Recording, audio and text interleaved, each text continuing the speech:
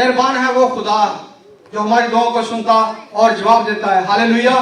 खुदावन जो कल और आज बल्कि अब तक यकसा है, वो दूर नजदीक का खुदा है। Hallelujah hallelujah. ये हारून भाई हैं, ये इस बात की गवाही देने के लिए आए हैं।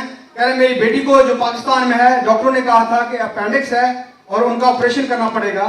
ये खुदा के खादमों के पास आए, इन्होंने कहा कि पास्टर जी दुआ करें, डॉक्टरों ने मेरी बेटी को ऐसे बोला है। तो पास्टर जी ने कहा कि आप बेटे परेशान नहीं हो, ऑपरेशन नहीं होगा, वो बिल्कुल ठीक है।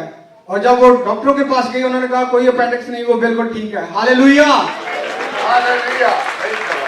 इनकी दूसरी गवाही ये है कि इनकी भतीजी जो प्रेग्नेंट थी, वो डॉक्टर के पास गई, उन्होंने कहा कि जी इनका ऑपरेशन करना पड़ेगा क्योंकि बच्चे की कंडीशन ठीक नहीं है, उनका जो है सिजेरियन करना पड़ेगा।